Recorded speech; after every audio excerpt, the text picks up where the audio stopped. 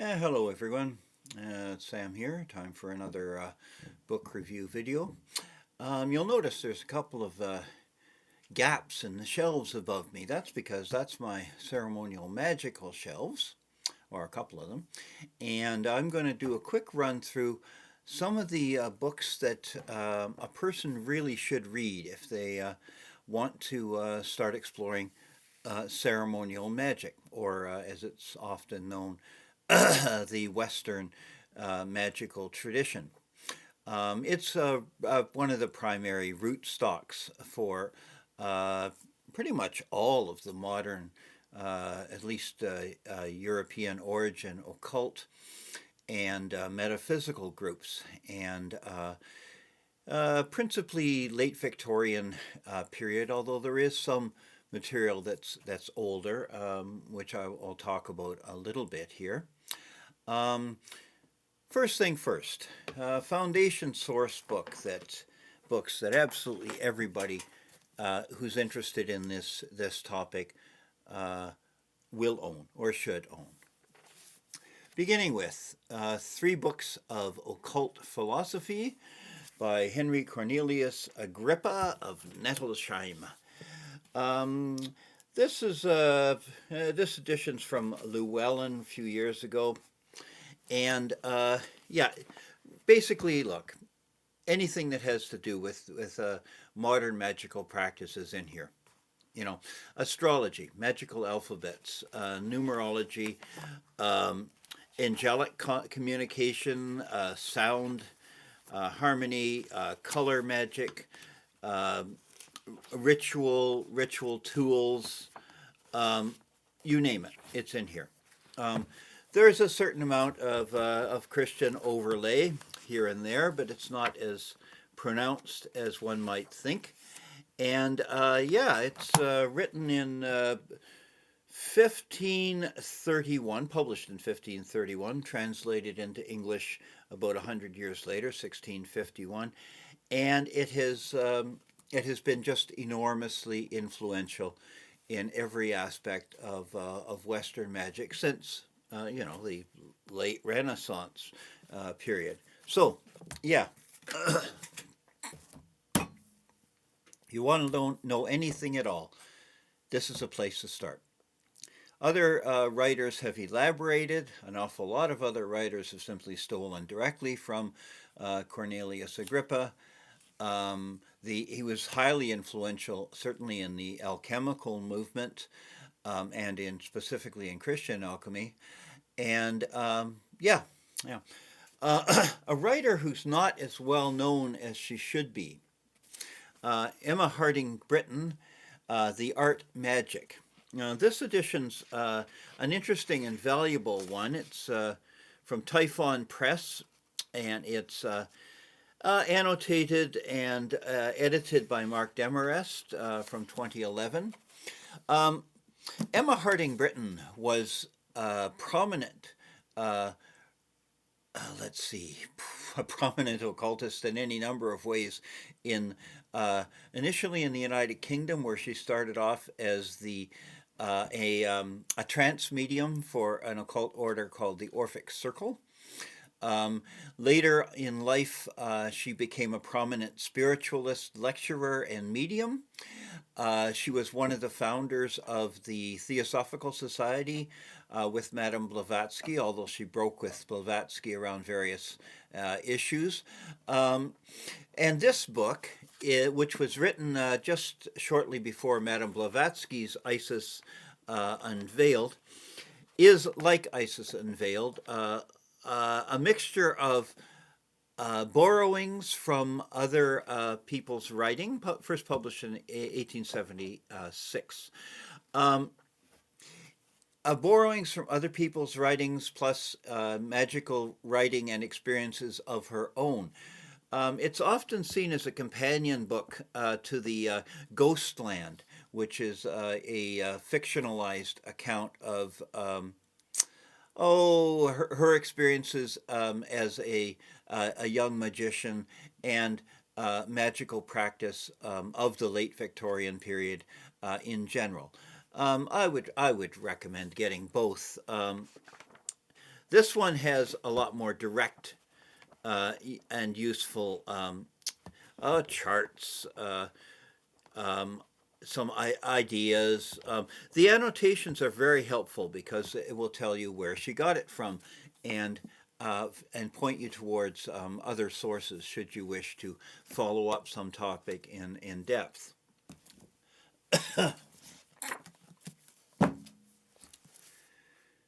The Golden Dawn by Israel REgardie. This edition's from Llewellyn and year 2000. It was originally published in the late 1920s. Israel REgardie, actually early 1930s. Israel REgardie was a collaborator of Aleister Crowley, and was a prominent ceremonial magician. He was also involved in what was the original Great Victorian Occult Order, the Order of the Golden Dawn, which was the rootstock from which virtually all of the occult orders grew in one form or another. Everything that wasn't Theosophy came from the Golden Dawn, effectively. The Golden Dawn was notable for the complexity and elaboration of their rituals, the fact that they were all mostly upper middle class folks with enough money and time to devote to extremely detailed study and work accounts for part of it, but there's just an enormous amount of valuable work in here. Ritual work, symbolism, interpretation of different symbolism, a number of different practical techniques. This really is a foundation work to ceremonial magic and indirectly to the foundations of Wicca. Okay, another book from that general tradition, Magick in Theory and Practice by Uncle Al, Aleister Crowley. This Dover edition is a reprint of the 1929 original. Magick in Theory and Practice is one of the most influential and valuable essays on how magic works, what magic is, how it works.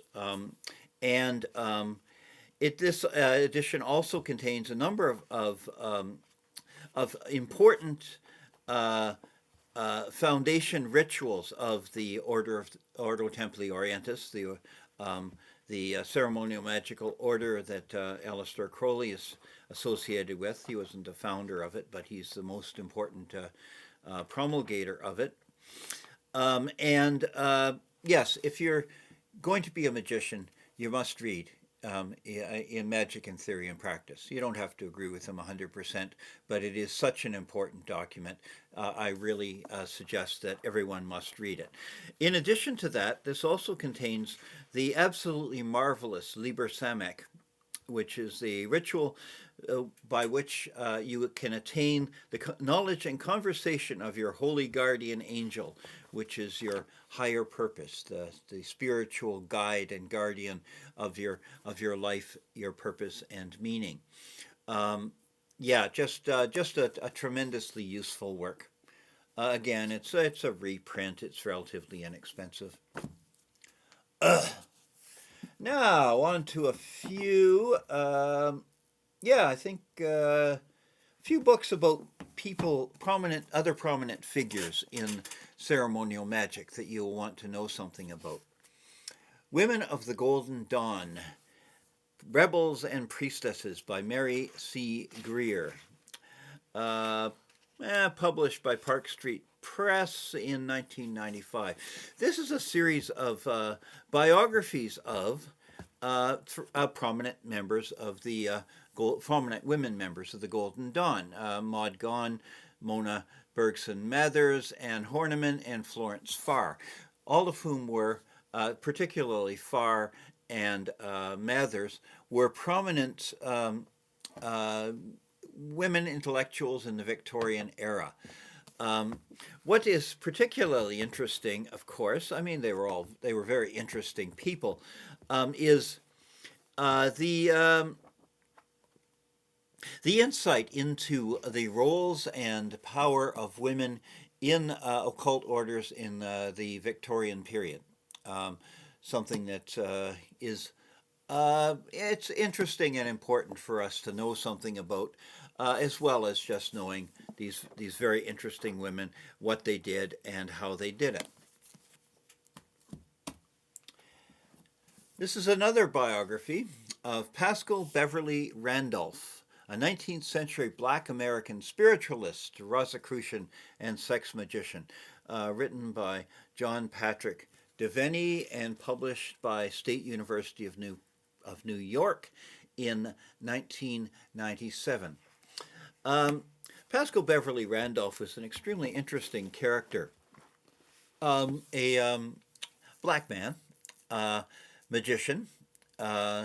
This book contains what do you call it? A bibliography of all of his works and several